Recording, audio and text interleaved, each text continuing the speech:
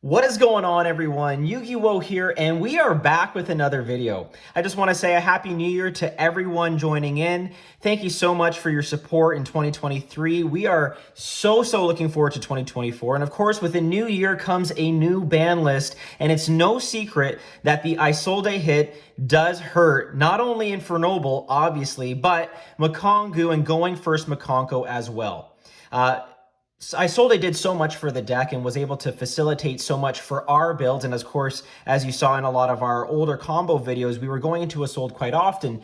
But rather than weep and cry about it, essentially, we are going to be pivoting into newer strategies, new lines, and other combos that work around that Isolde band. And today is going to be no exception to that. I have a 2.5 card combo that uses the Adventure engine and the Synchron engine as a means to bridging into our Mikankguu lines and also put up some very sticky and recursive boards. I do believe that this deck has a lot of potential. I'm still working on ratios, so the deck list is still a work in progress. But as I was sort of teching ideas, I came across this column when I thought it would be really cool to show you guys what I'm thinking. And again, if you have any ideas with relation to not only this particular build, but any sort of Mikankguu build, please let me know in the comments below.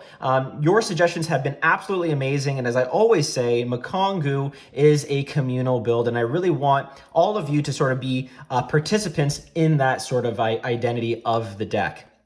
And also, I should say that this deck is not the only version that I have cooking. I have a couple more variants as well, one that involves the Assault engine, and another one that involves some very secret spice that I'm just waiting for in the mail right now. But the good news is that both those options are very budget friendly, so keep your eyes and ears on that. And with that being said, please do make sure that you like and subscribe to the channel. We have close to 1,000 followers, 1,000 subs, which is just absolutely unreal. Thank you all so much for your love and support. Like I said, in 2023, I can't wait to see what 2024 brings.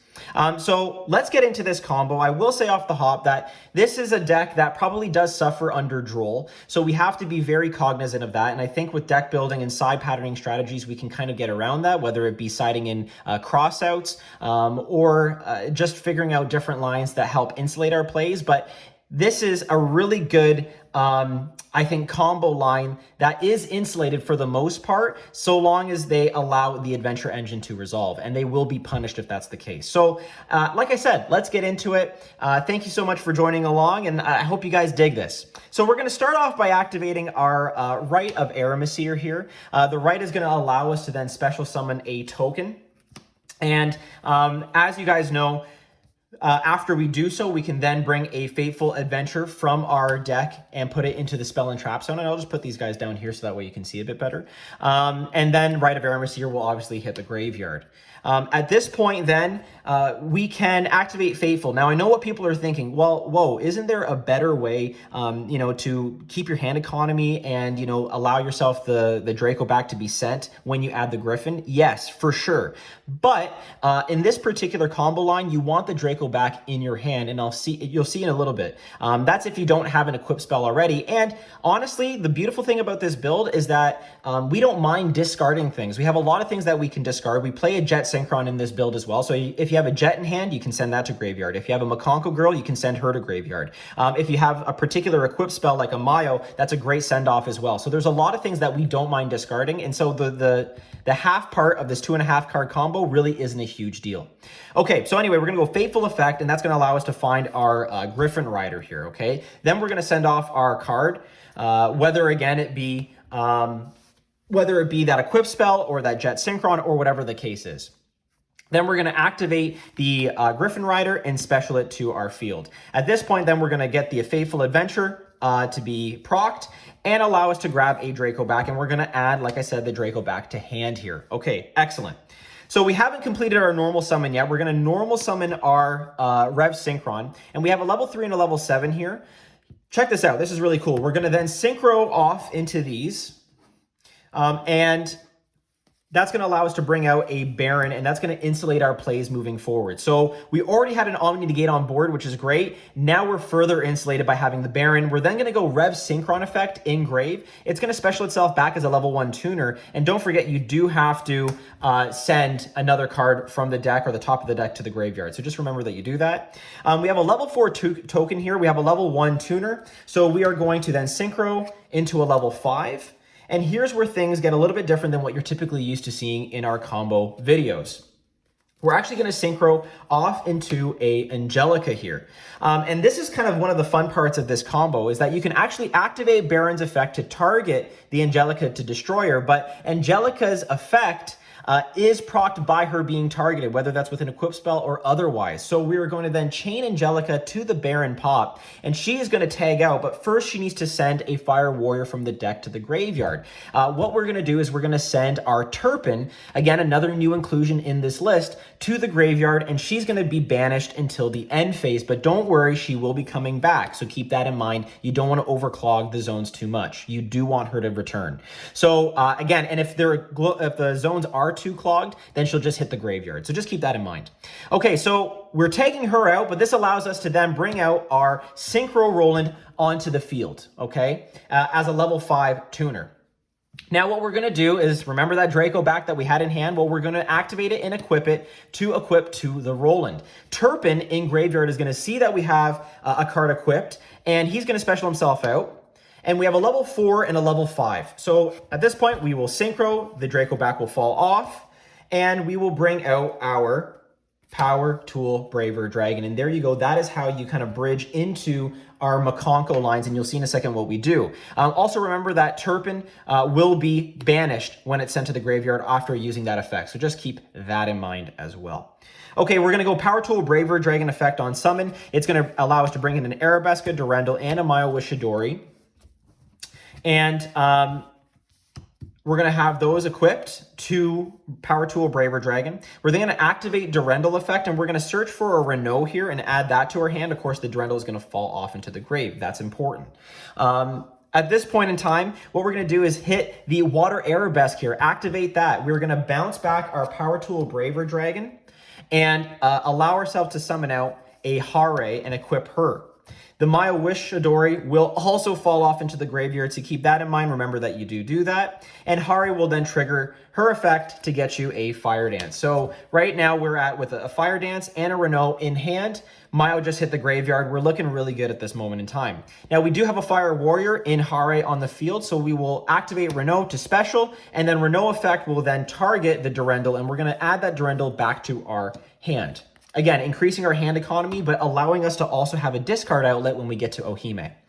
Okay, excellent. This is looking really good so far. Renault is now a level 1 tuner. So as we've often seen before, we're going to go Hare and Renault, synchro off into, at this point in time, our Herald of the Arclight. And of course, we'll just move that so that way you can see it a little bit better. Excellent.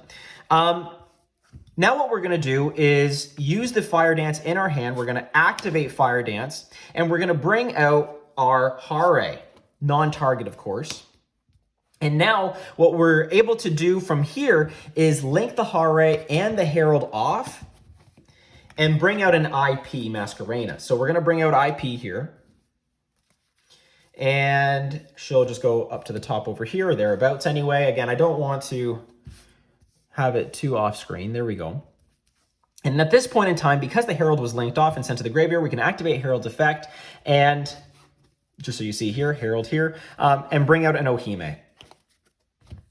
And so again, we're in a really good spot because we have Ohime and another card to discard in our hand, plus the other card or two in our hand as well that we can get from this. So we're looking really good right now, and it only gets more advantageous as we move along here. So at this point in time, we're going to activate Ohime's effect to reveal, and then we're going to add, as we usually do, our Ceremony, and we're going to discard the Durendal to the graveyard.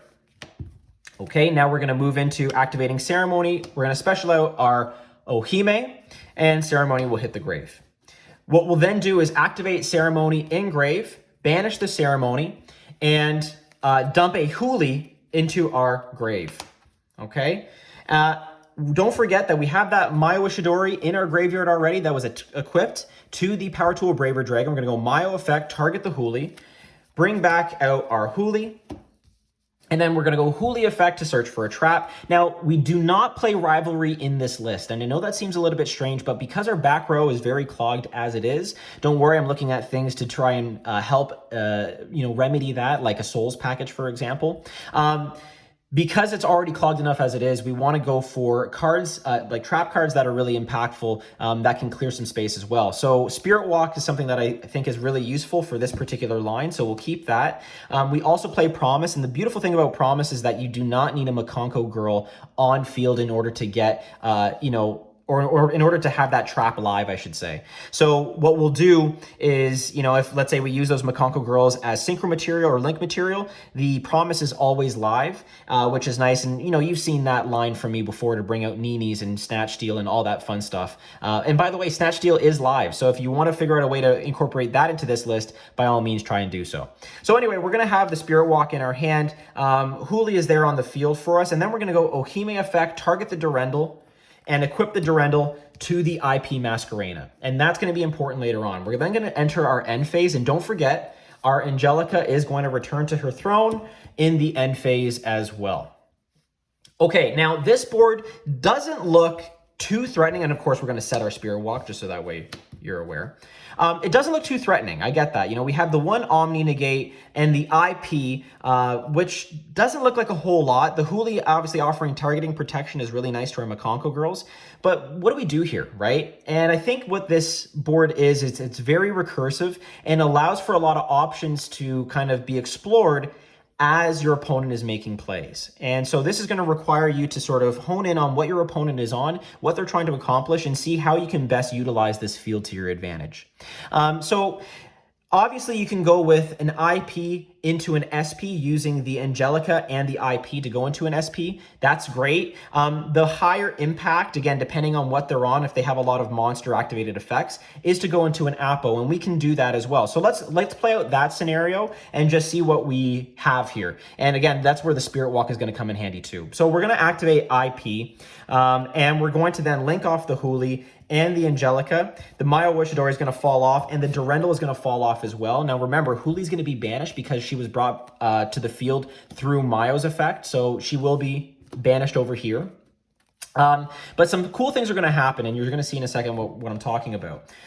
We're going to then bring out our 3 negate Apo, which is nothing to sneeze at. Again, we've got 3 monster negates and Omni negate here on field. But what's really cool is that because we sent off the Durendal in that was equipped to IP, we're going to go Durendal effect, and we're going to target our Renault here and special out the Renault. So we're going to special out the Renault to the field.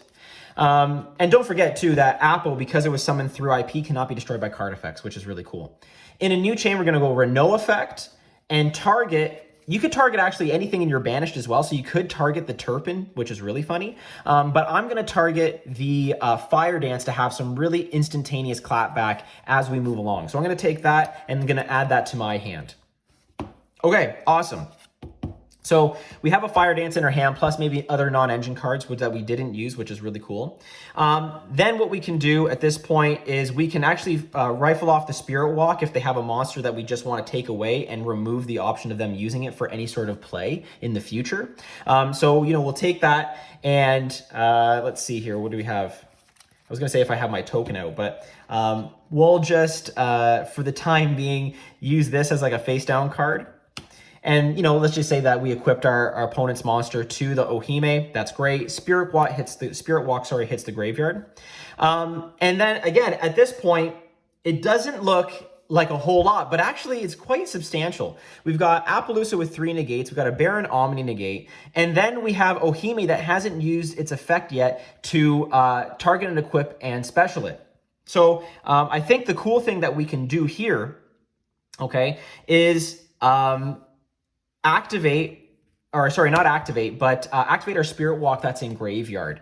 We're going to banish the Spirit Walk, and we can bring back our Huli, for free, which is really nice. Now, she's not equipped at this point in time, but you can go Ohime effect, target one of the equips in graveyard, and equip to Huli to get another search for a trap, Or you can do something else, which is also really cool. So you can leave the the Huli out and keep the Spirit Walk in for follow-up on the next turn.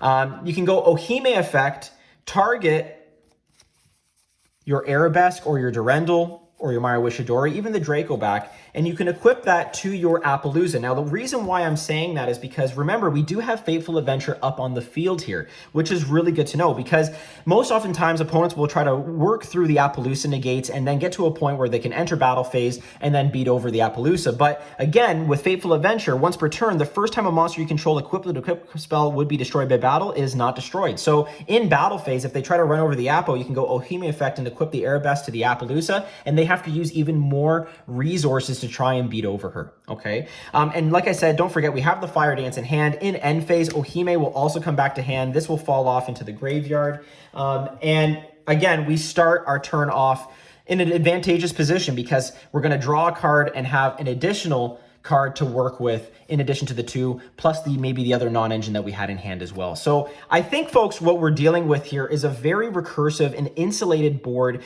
It's very hard to break through a board like this. I think putting up an Omni Negate is actually super important, obviously. The Apple with the monster negates, and again, it could be an SP, in which case you could do an SP, banish your Barone, bring back the Barone, and its negate is then refreshed, which is really good. If at any point in time you need to use the Barone during your combo and that negate is wasted or utilized to protect your play, in standby phase you can just tag out the Barone and bring back your Herald that was used.